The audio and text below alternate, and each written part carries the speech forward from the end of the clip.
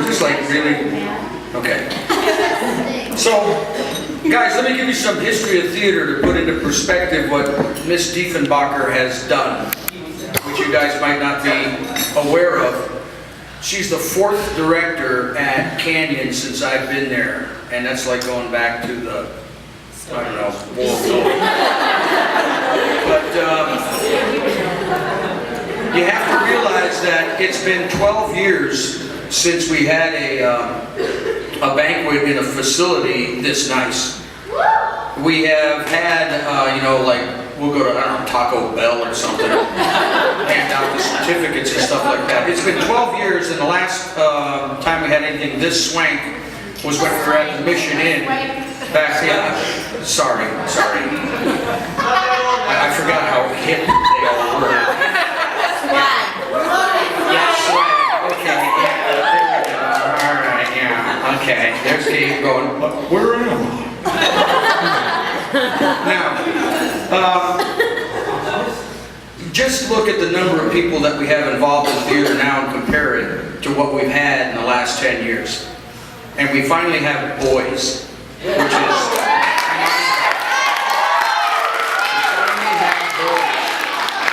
Or we have Jonathan, where we're trying to determine gender, but we finally have gotten to that point. In the past, you know that the plays that I directed, I always was just chicks.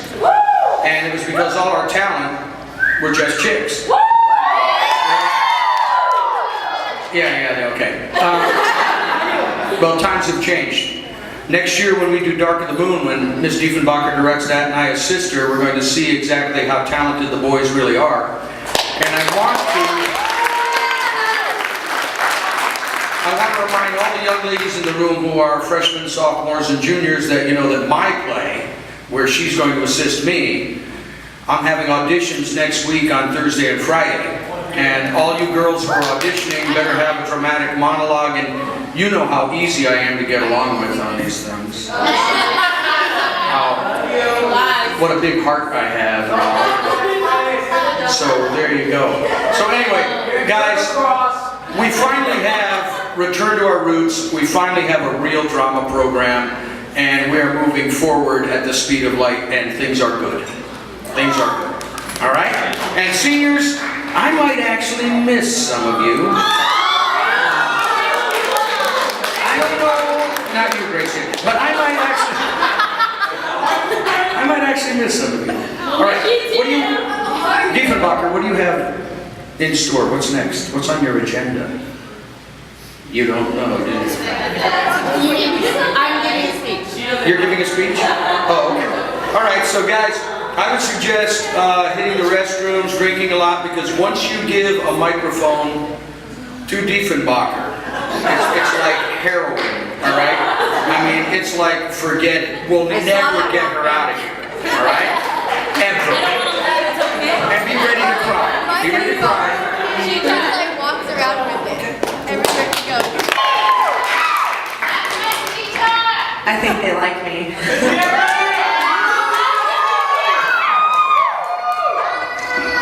It is kind of like heroin, actually. I'm not gonna lie. You would know. For those of you that were in Cry Havoc, I just feel like we should say started. Because we really started from the bottom, right? And now we're here. Which is exciting. So I wrote some really corny stuff. Yeah. I'm gonna have to modify it. I'm constantly like that. Oh, you said corny. Mesa. You guys keep them away from anything phallic shaped, please. This is a nice place. We'd like to be invited back. Okay. So I get a lot of credit. I get a lot of credit from parents and McCoolics and you guys for this year, and everyone comes up and thanks me, and Deja's like my little own personal cheerleading crowd. And I don't really deserve all that much credit because all I did was facilitate what was already here. So it's really all you guys, and I just really stand on your shoulders. Don't make a joke. And it's just really an honor for me to be able to work with you every day. I remember when I was younger, someone told me that it's not work if you look forward to going there every day. And since I've taken over theater, I am exhausted and sick and exhausted. But I can't tell you one day where I walk into the classroom with you guys and it actually feels like work. It never does. It really is just a joy and an honor to be there with you every day. And I can't thank you enough for your patience with me and your faith in me. So we all know this year I've made plenty of mistakes, and you've all been very patient and kind and stood beside me through those, knowing that I didn't always know what I was doing. I mean, heck, I didn't even know how to run a banquet. So I just want to thank you for that. And also, that has resulted in your awards not even being here, because I don't know how to do that either. Actually, I do know how to do that. It's not my fault. The company shipped them to the wrong place. Every senior in the room has an award, a plaque, a trophy, or a medal. And it exists in Moreno Valley. Because I love you. And everyone else has a certificate that exists also in Moreno Valley. But because this is my first year, it's not here with me. And I'm so sorry that I am a hot banquet mess. And I assure you that before you leave, that you will receive your certificate / plaque / trophy / medal. But no matter what it is, it's important that you're just here with me today, I think. Yes. And I thank you for dealing with not only your awards not being here, and programs being messed up, and grumpy director days, and moments where I rely on you to do things that students don't always usually have to do, because it's my first year. And Gabe kind of has had to take on a lot of responsibility this year. We've had many a secret mission off campus, don't tell anyone. And thank you for climbing onto a very hot school bus with me, with no bathroom, on a 2.5-hour drive both ways, to a very fancy high school in Calabasas.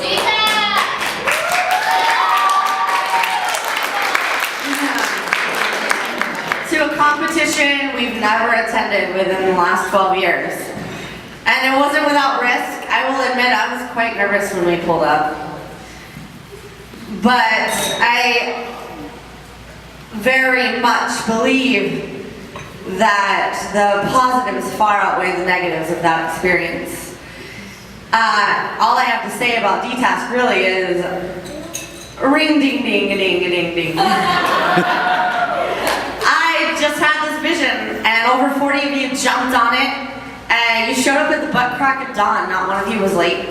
I was nervous, and no one was late. I was late. I pulled up and had to unlock the gate. Everyone else was on time.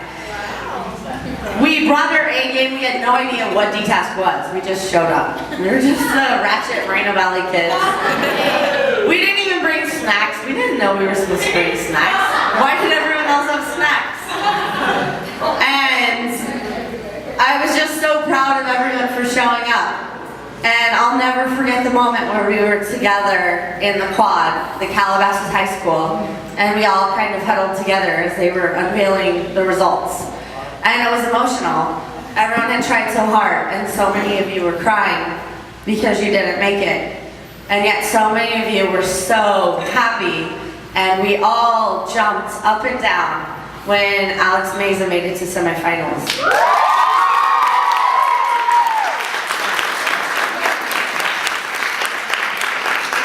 And that was our competing in over a decade in a competition with a new director that had really, I had no idea what she was doing, to be honest.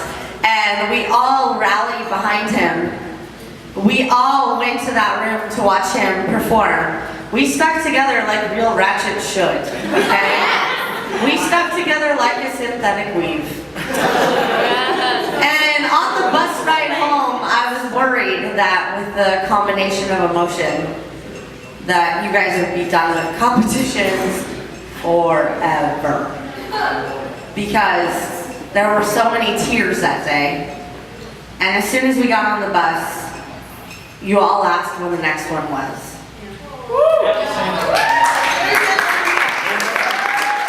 And we rode home talking about the next competition and what we were gonna do. And that's why I love you guys.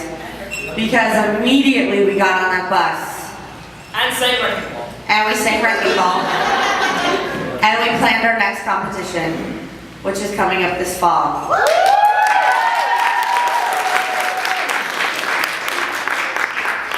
At the end of the day, Mesa, God love this kid, because no one else will.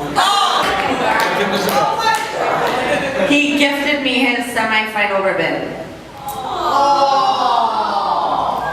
And I stood in the parking lot very late at night, tired, and we all smelled. And we were all really ready to go home. And I cried holding up a semifinal ribbon because you all showed up, you all brought your A game, we made it to semifinals, and I just really feel blessed to have been there.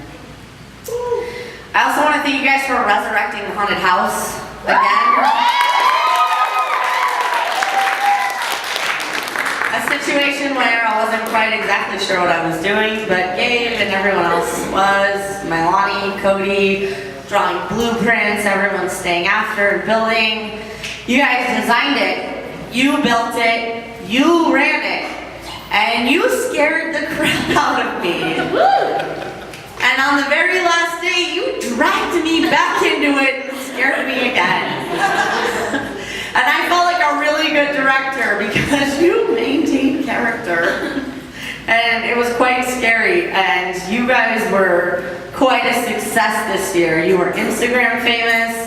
You were everything famous. You guys really proved yourselves there. And then we did A Christmas Story.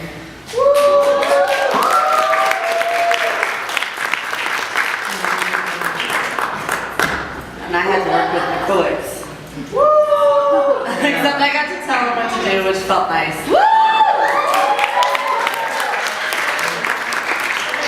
I think he kind of needs someone to tell him what to do once in a while. I was really nervous casting.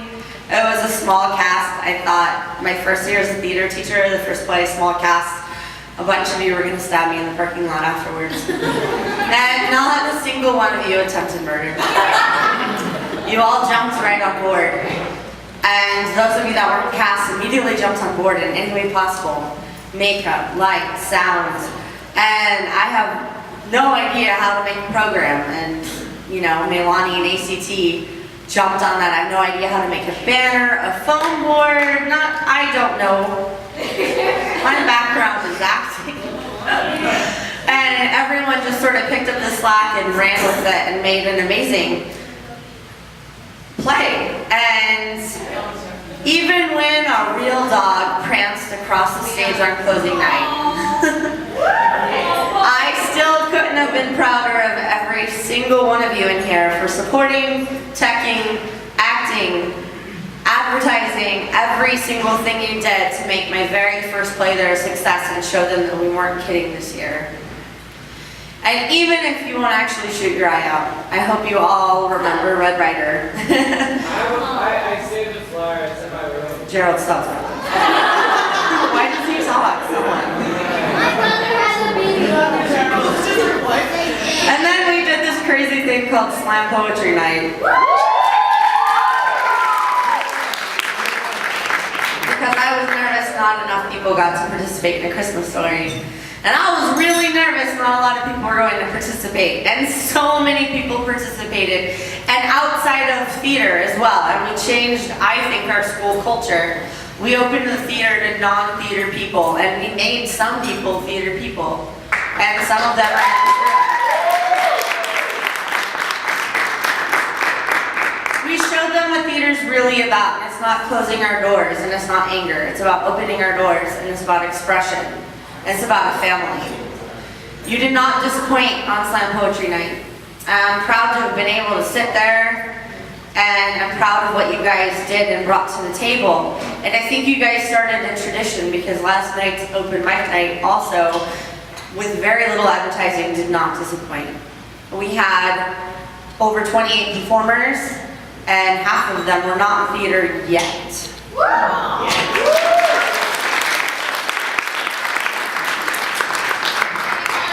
But we'll get them. And then I think maybe the most amazing thing about this year was Alice.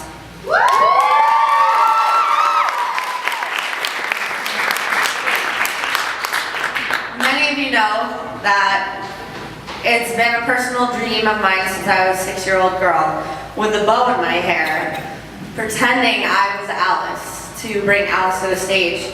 The stage has always been a place where I felt like I was in Wonderland, or in Oz, or in Narnia. I have loved the stage since I was 8 years old and joined the Performing Arts Workshop.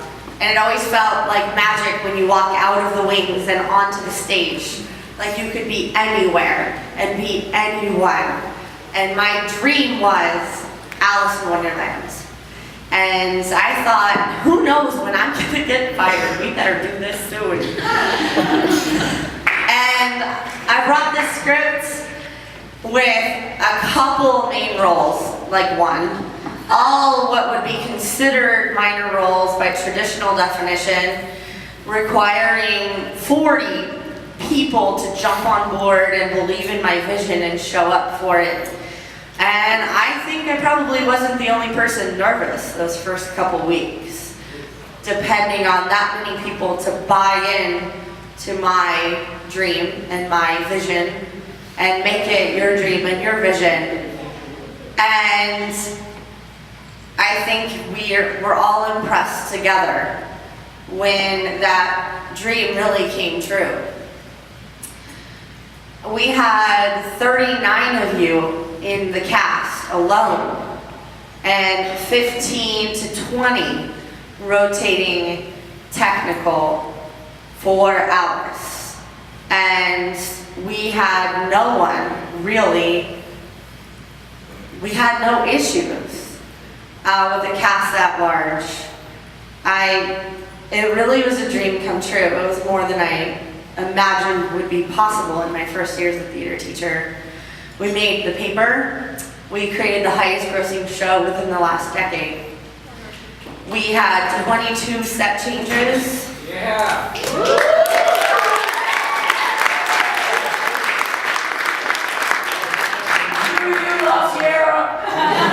Exactly.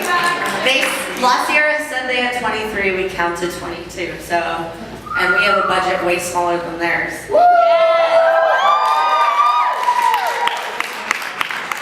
You guys really proved that it's the talent.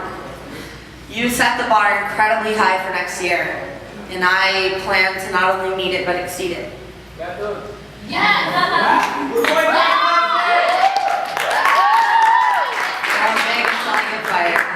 This year we also inducted our very first ITS troupe in 12 years. This first troupe, you will always be special to me and to Canyon, because you brought back the era of the performing arts and you brought back the era of credibility. And you represent our theater on campus in every way you can, and you're not ashamed of it. I'm so proud to be your director, and I'm so excited to see where this troupe goes and how it grows in the years to come. And even if you're inducted after the first troupe, you will always be Troop 5147, and you will always all be together.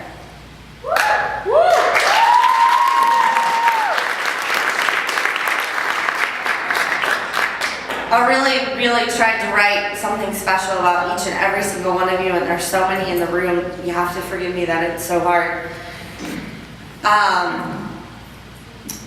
It wouldn't be a speech unless I really gave credit to Gabe.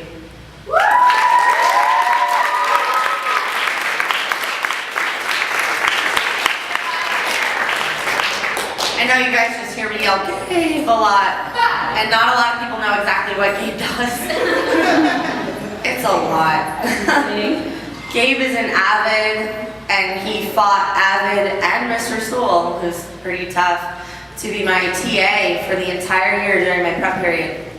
So he gave up an entire class all year to help me build a program on top of taking theater, and on top of being an Avid, and on top of, well, being Gabe. And in the very beginning, Gabe's the one who knew how everything worked, and I didn't. And he would spend all of his time devoted to this program and making sure that it would grow and succeed.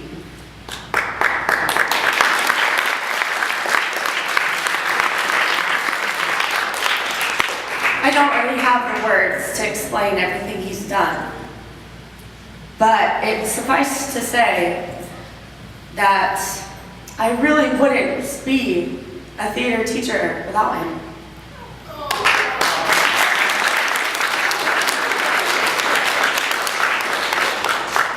And next year, I will most certainly cry the very first time I shout for Gabe during theater. And he's busy in Arizona.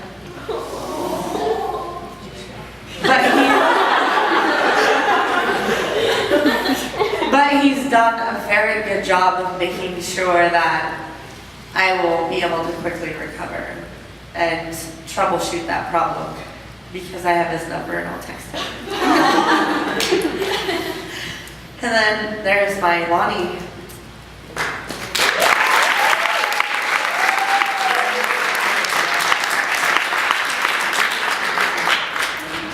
I don't know what to say because I still can't run the light board. And 2 weeks ago, I called her out of Miss Beeman's class because it was flashing at me, and it scared me. And she just fixes it, and she's sort of the silent support in the theater. Lonnie can do everything with grace and humility. She can star in a play, she can build sets, she can run sound, lights, everything. But what's great about her is she's so humble about it. She is even reticent to ever accept praise. And that makes her incredibly special. And I'm incredibly lucky because she's staying close by.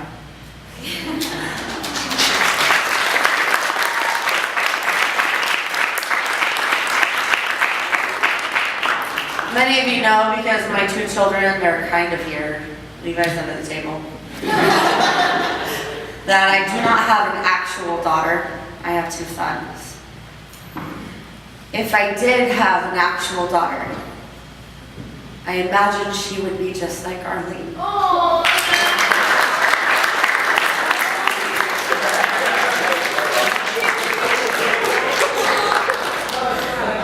I'm so proud of Arlene. Since I had the honor to kind of direct her in Cry Havoc all the way through everything this year, through everything. She's been vice president.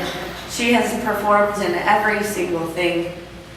And she's hilarious and beautiful. And she's probably more my friend than my student, because there's not much I could actually teach her by the time I came on board, because you guys know she's amazing.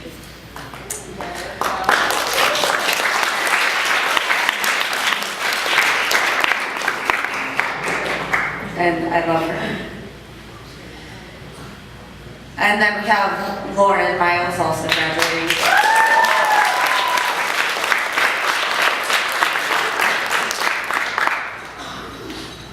Lauren, I have no words. when we first started Alice in Wonderland, Lauren is an amazing artist and had some ideas for some costumes. And I looked at her and said, oh, okay, Lauren, that's great. You can do costumes. That's great. All right. I'm going to go over here now and be a director. And Lauren took that job very seriously, which I needed her to. And we went through moments together that normal people don't ever have to go through together. Sitting up, using Amazon, crying next to one another, trying to find dresses that would ship in time, and getting ready to slaughter anyone that talked to us about a costume. And in those moments, we really got to know each other, and even though those moments were painful, I'm thankful for them because we really got to know one another, and we really got to be close. And I can tell you, Lauren is amazing. And if you ever walk past her and ask her to help you with costuming, she really actually will. And I'm also lucky because Lauren is staying close as well, so. And now we have our Deja Owens leaving.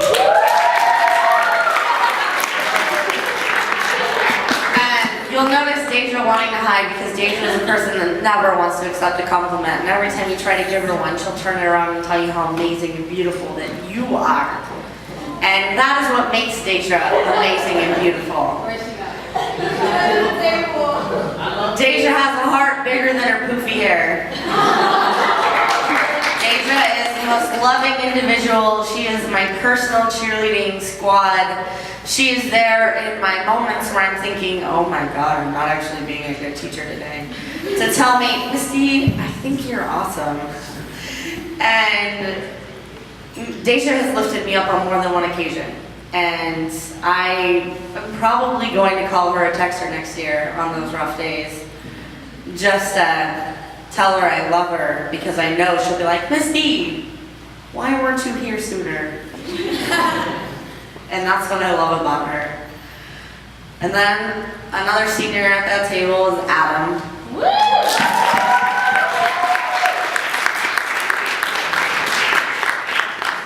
Adam joined kind of late, so we don't love him that much. We still kind of love him because he was very committed to Alice, very devoted to my vision, and really helped it come together and was really there for me in every technical aspect possible, which, as we all know, with Alice was very important. So I'll miss him, and I wouldn't be surprised if I relied on him at all next year as well. So stay close, Adam. You little vacuum. Kids are going to the bathroom. All right, I have notes on some other seniors, but I just want to make sure they're in the room so I don't miss anyone. Okay, so, my Gracia. Her name is Gracia, but she lets me call her Gracia since we worked on Cry Havoc together, so I'm just going to do it that way, okay? She came on in Cry Havoc late, and I was just in awe of her. She is amazing. She really brought those key moments in that play to life. She's beautiful, she's hilarious, and she's amazing to work with. And I've had many a student tell me she's also the curve queen. I think that's a good thing, I'm not sure. But I'm going to miss her and her red lipstick. And then Maya.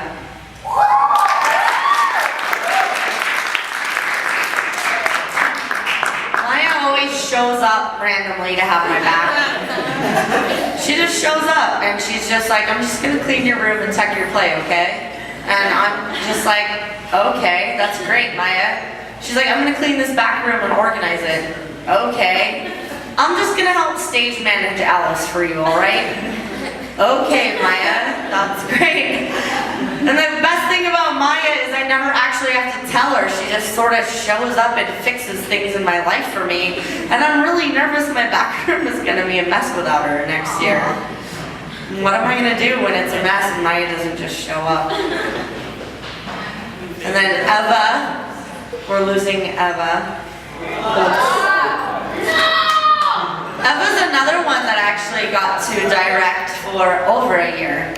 And Eva is a person that just always inserts a comment that lightens every single mood. And I will desperately miss that. We were on an all-girl cast, which I believe drove Dr. McCulloch to alcoholism. I was well on my way. Yes. And all those females were hormonal at the exact same time. It was a very interesting time in our lives. And tensions would get high, and the girls would be, and Mike would leave to get beer, and I would be standing there, like, do you guys want pizza? I don't know what to do here. And Eva would say something like, you guys want to listen to music? And it would just really lighten the mood, and she really made that play easier to direct because I was dealing with like 10 girls, so. I'll miss her smile and her showing up and hugging me and being so cheerful. And then Alex is also a senior. I've had Alex since Cry Havoc as well. I lost her when we did Alice though, because she's a senior and sometimes I do that. I'm still gonna love her, but okay. Alex is beautiful and so smart and so bright and such an amazing actress and talent. And she's brought so much to theater, and I hope she comes back to visit me. And in my mind, she's always Helen, being all flirtatious on the book beds of Cry Havoc. I've typecast you in my head, I'm sorry, Alex. And then Rocky here. Same since Cry Havoc. Sarah, because Sarah is pretty much so easygoing and forgiving. I will screw up in the most major ways, and I love you, Misty. Give me a hug, Misty. Oh, it's okay, Misty. Or Dr. McClose will say something mean, which he never does. Never. And Sarah will, don't listen to him. Don't be mean to her. Misty, give me a hug. Just her positivity is just so contagious. I always just want to hug her and keep her and put her in my pocket and take her home. And I can't. So forget you, Sarah, graduating. And then I believe we have Allende at the back table.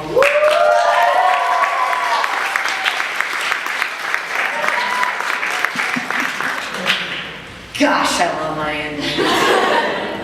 I started working with Allende a while ago when I was coaching the improv team, and Allende's hilarious.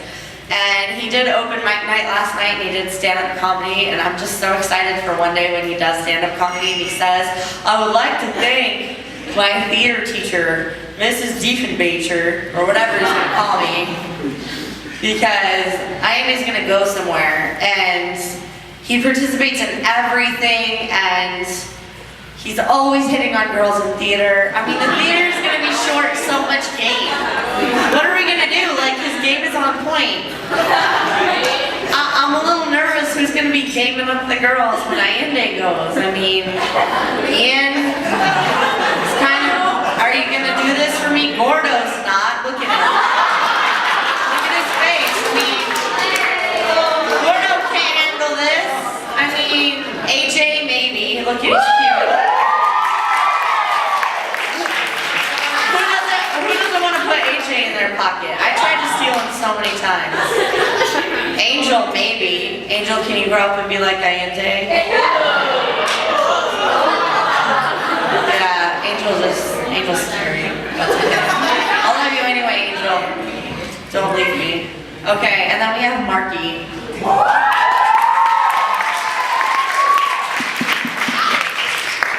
I got Marky this year, and I was a little bit nervous at first because he just carries around his guitar. And he was like, Miss D, for my assignment, can I just sing the song? And I was like, yeah, it's theater, it's art, and you're performing. Let's do it, Mark. Just do what makes you feel good inside. And I was a little nervous at first that Mark was like, I just kind of need this class. Miss D, don't take my guitar. But I loved him anyway, and I just was like, come here, Mark, you're gonna love theater anyway. And he did. So he stuck with it, and he's performed in both open mic nights, and he was our March Hare in Alice.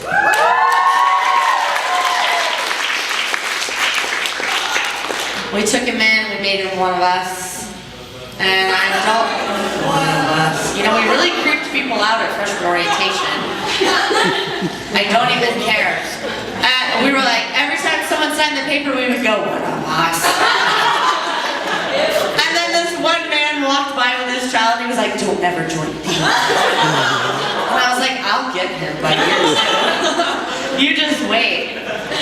So, yeah, not like that. Calm down. But, I mean, we got Mark, and we were patient with Mark, and now it's something he loves, and I think he's the perfect example of us being open to everyone. We're not a closed group like other groups on campus. We're not a clique.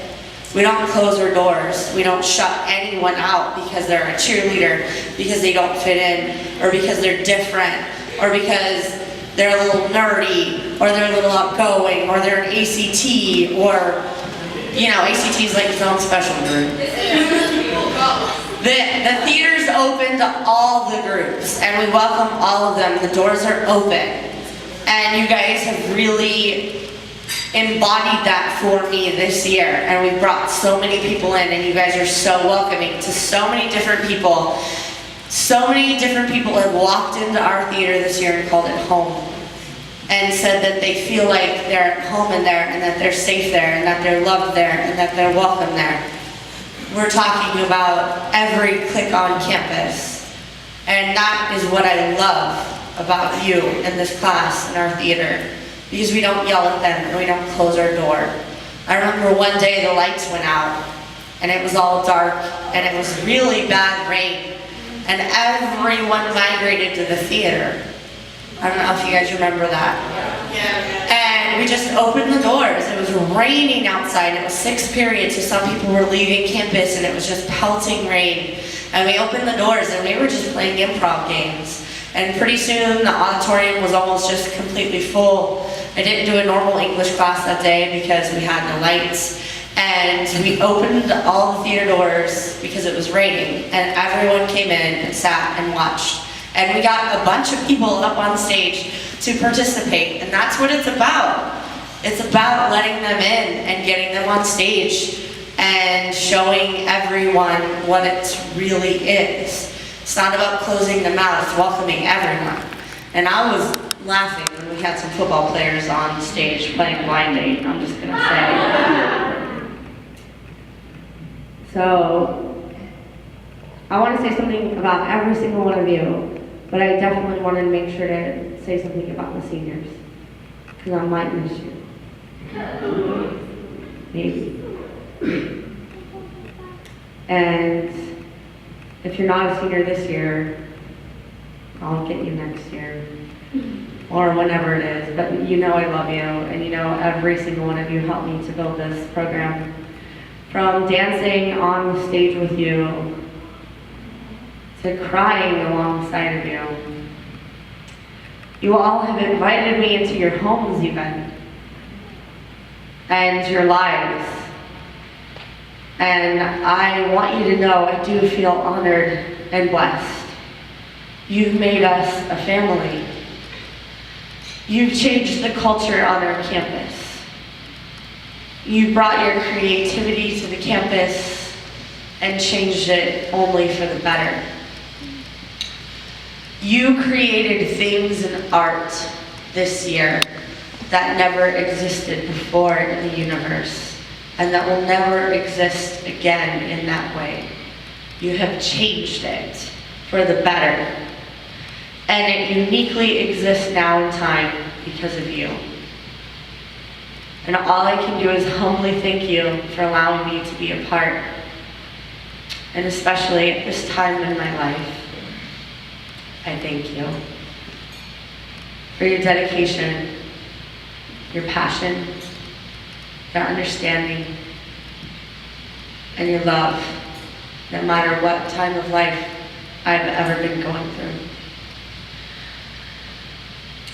I'm honored that Leilani did our yearbook spread, and she put my quote in the yearbook, and I started to cry when I saw it. But I really believe it. And it's, please do not ever let anyone tell you that there is no future in the arts. Because there is no future without the arts. It's maybe one of the most basic and human things that we do. We create, we imitate.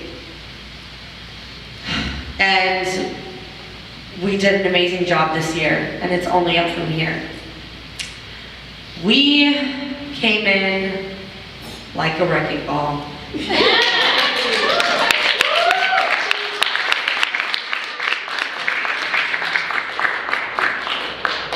And I love you guys.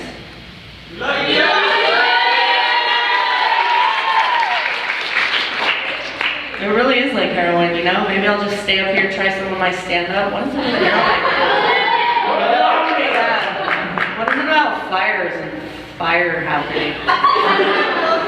Why? The heat. All right, I'll be